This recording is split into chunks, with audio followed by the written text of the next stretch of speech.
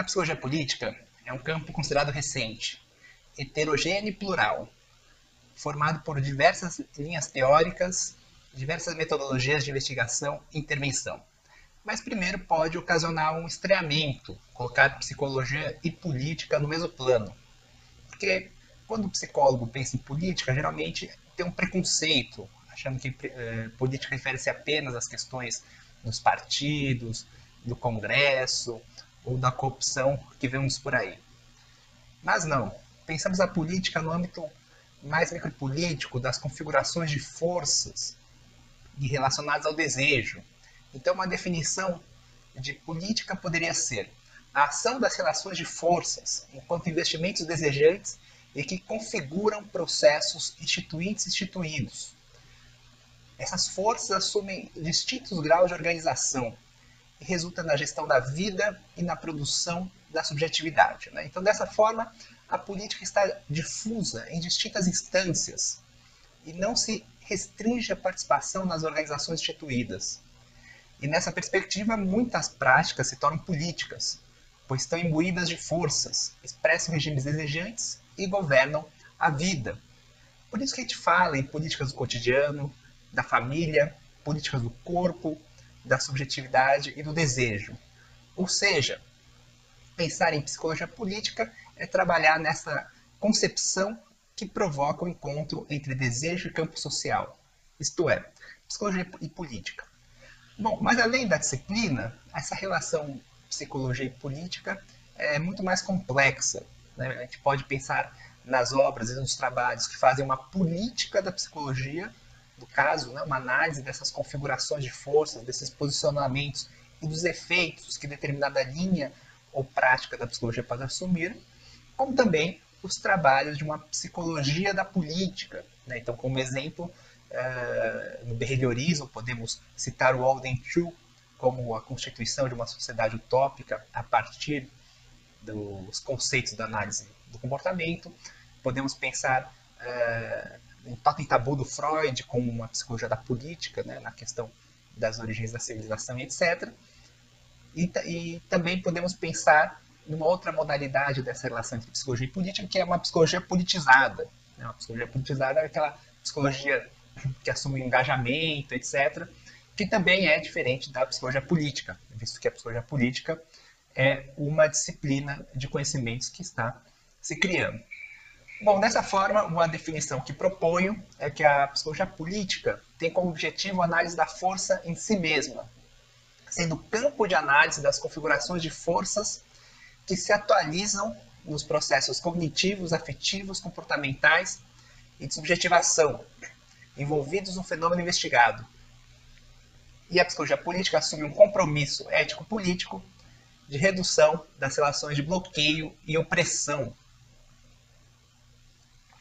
Então, é o conhecimento que traça uma cartografia do mapa de forças e diagnostica onde os caminhos estão bloqueados e cortados, fomentando com que o movimento tenha sua difusão e realização, ou seja, sua potencialização.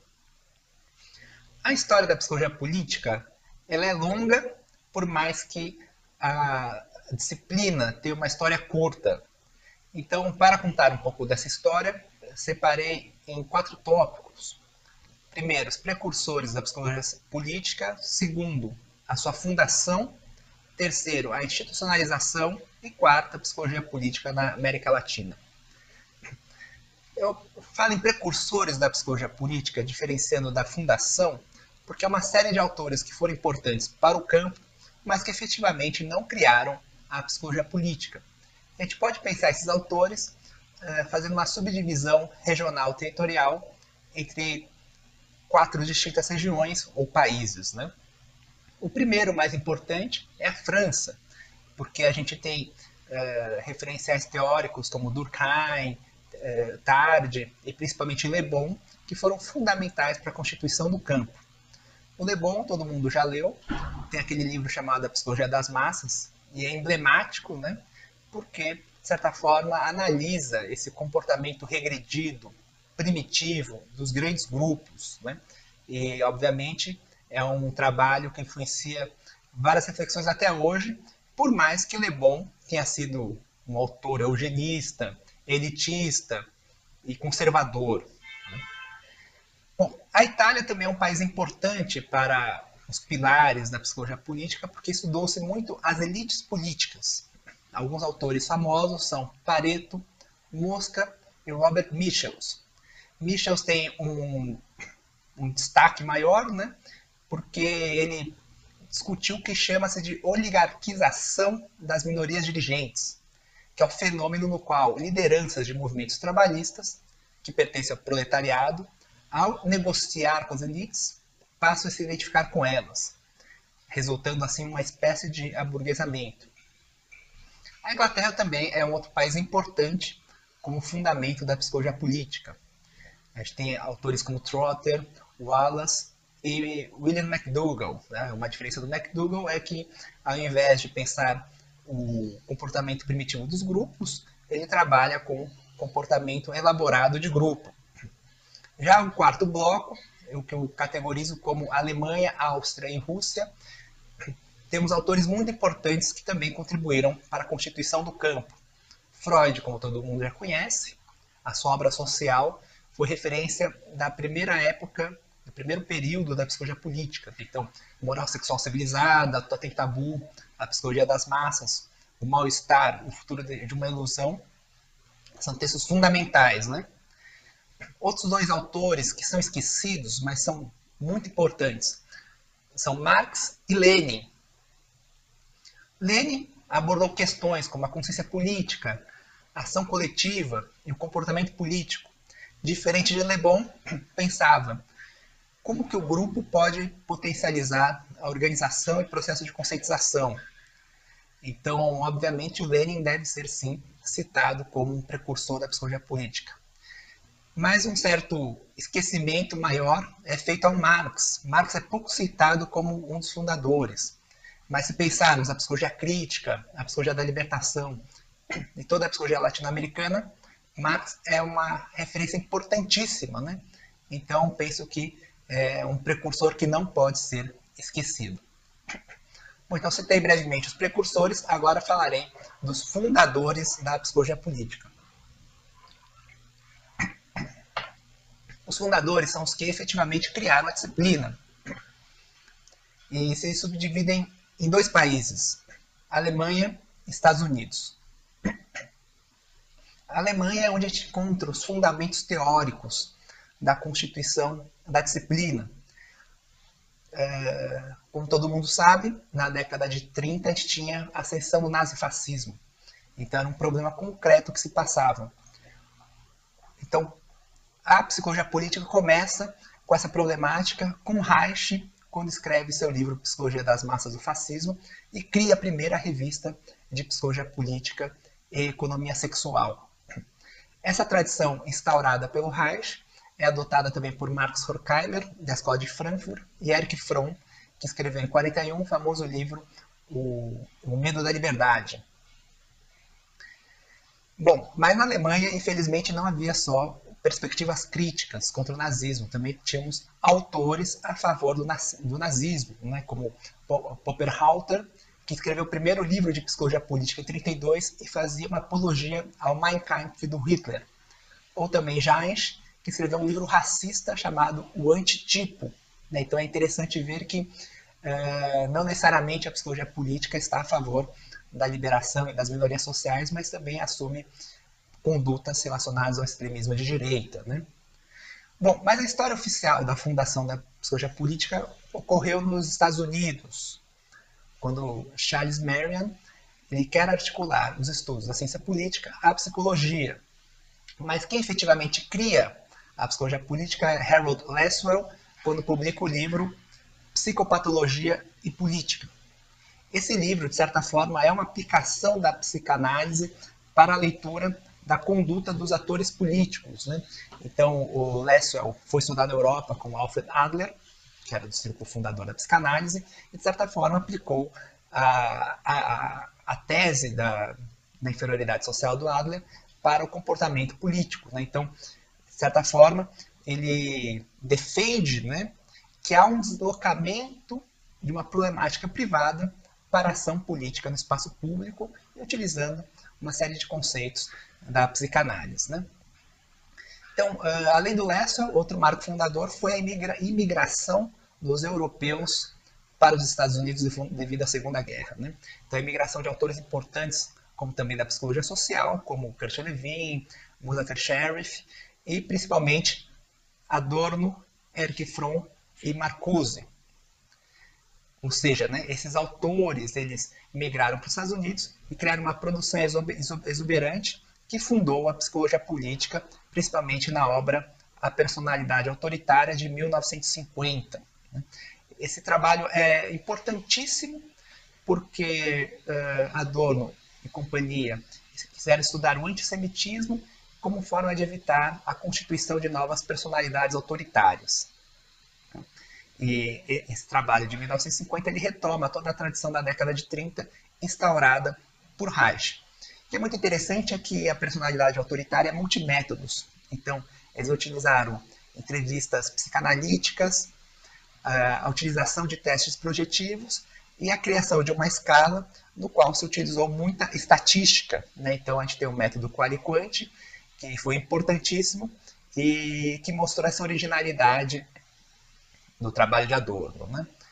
E, obviamente, né, na síndrome da personalidade autoritária, várias categorias de análise, né, como convencionalismo, submissão e agressão autoritária, superstição, estereotipia, poder e dureza, destrutividade e cinismo, projeção e preocupação exagerada pelas questões sexuais. Então, um trabalho de 1950, nada a ver com o contexto que vivemos hoje, 70 anos depois. Bom, então o que é interessante é que a psicologia política norte-americana ela é eminentemente europeia, mas obviamente também se articulou com os seus estudos positivistas, e foram desenvolvidos também uma série de pesquisas com atitudes sociais, escalas de mensuração, com autores como Thurston, Likert, a famosa escala Likert, Bogados e etc. Então, de certa forma, os autores norte-americanos entendem que há 3 momentos na psicologia política. O primeiro, que estuda-se a personalidade e a cultura. O segundo, as atitudes políticas e comportamento eleitoral. E o terceiro, a ideologia política. Bom, então entramos agora no terceiro momento, que é a institucionalização da psicologia política. Passamos pelos precursores, pelos fundadores, e agora quando se institucionaliza. Então a questão é, quando um campo de conhecimento se institucionaliza, o que é necessário? Lembre-se que o Robert Farr fala que os critérios para a constituição do campo são a oferta de cursos, a publicação de um manual que integra o conhecimento da área, a criação de uma associação e de um periódico acadêmico. Então isso ocorreu em 73, com a publicação do primeiro manual de psicologia política organizado por Jane Knudson. E graças a ela, por esse manual que de certa forma organiza os conhecimentos que já estão sendo elaborados, também foi criada em 78 a Sociedade Internacional de Psicologia Política e a sua revista em 79, né, congregando grande parte de autores norte-americanos. Então, de 73 para cá, a gente tem a publicação de muitos manuais de psicologia política nos Estados Unidos, sendo que o mais relevante na atualidade é o de 2004, também chamado Psicologia Política, organizado pelo Jones e pelo Sidanius, que se encontra facilmente para baixar na internet. Então, a psicologia política americana ela é bem plural, né? É positivista, mas também tem seus estudiosos críticos. Ela segue a matriz norte-americana, mas também europeia. Mas lá, que seria o país mais consolidado, no que se refere a essa disciplina, também não há grande consolidação em que se está ainda sendo desenvolvido. Bom, então o nosso quarto tópico agora é a psicologia política na América Latina e na atualidade.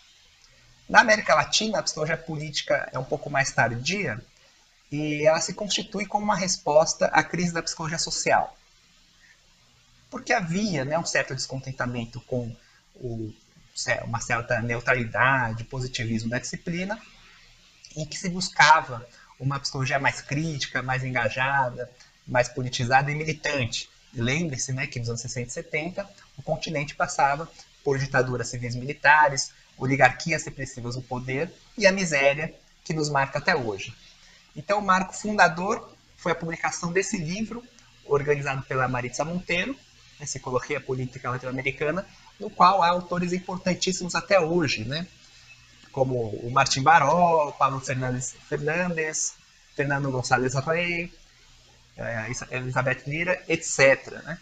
E é nesse livro, né, que a gente tem um capítulo, né, o Latino Indolente, no qual Martim Baró discute o fatalismo, uma análise importante para a psicologia comunitária e a psicologia política até hoje. Né?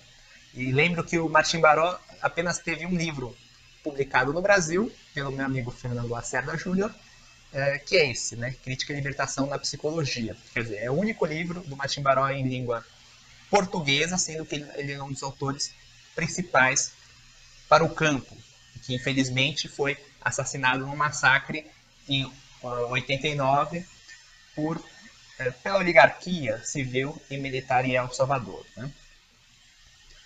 Bom, então Martim Baró marcou muito o campo em que, diferente dos Estados Unidos, a psicologia política latino-americana assumiu uma politização, um engajamento maior.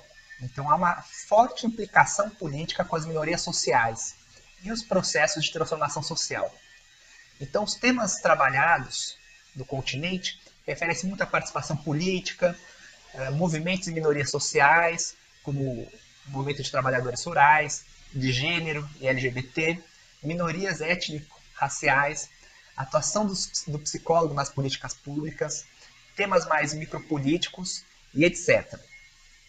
Então a gente pode pensar que a psicologia política na América Latina, além de ter essa virada política, também mantém um caráter interdisciplinar com outros campos de conhecimento, com as ciências sociais, a antropologia, a história. Ou seja, a nossa disciplina está na encruzilhada, ou uma disciplina na esquina.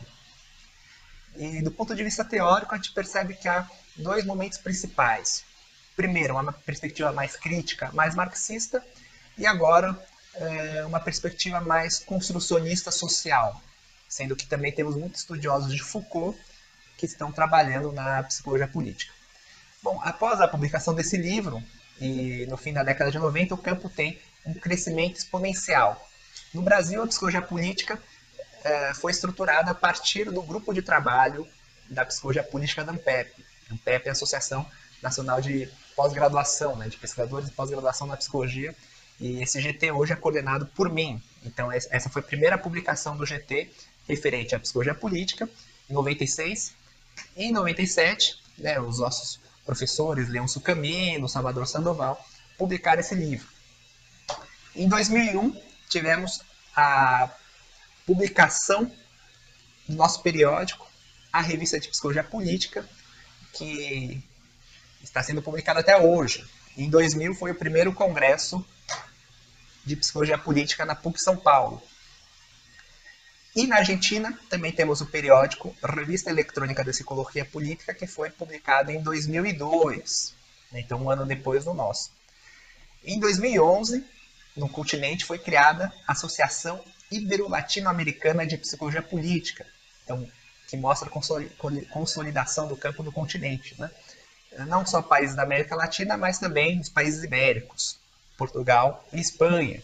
Obviamente, eles participam muito menos, e essa criação da Associação Ibero-Latino-Americana de Psicologia Política potencializou a produção de artigos e livros nos países da Latinoamérica, né, como Colômbia, Argentina, Brasil e Chile. Então, desse período para cá, né, publicamos uma série de livros no campo, do qual um que eu organizei foi esse aqui, Psicologia Política Crítica, né, um pouco a ideia foi assumir esse caráter, esse perfil que o nosso campo tem no continente. E no mesmo ano de 2016, publicamos Psicologia, Políticas e Movimentos Sociais, no qual, né, não tem apenas autores brasileiros, mas também esses autores da América Latina e da Espanha, que são nossos companheiros. O último livro de Psicologia Política publicado saiu em 2020, que é esse Psicologia Política e Memória, que foi um produto do GT de Psicologia Política da ANPEP, sendo que a gente pode contabilizar que de 2014 para cá, houve a publicação de mais ou menos 10 livros de psicologia política só no Brasil, né? Então mostra esse grande florescimento do campo, super desejável para a nossa área, né? Bom, então, de forma geral, a psicologia política é um campo heterogêneo, diverso e marcado pelas diferenças regionais de como fazer pesquisas na psicologia política. Ainda não se constitui como um campo consolidado, apresentando assim uma certa porosidade com a psicologia social. E principalmente com a psicologia social crítica e politizada, né? Muita gente confunde a psicologia política com a psicologia politizada, são coisas diferentes. Mas então eu espero que esse vídeo, né, crie alguns alicerces para que vocês se interessem e busquem na rede, né, toda essa publicação e principalmente a revista de Psicologia Política. Obrigado.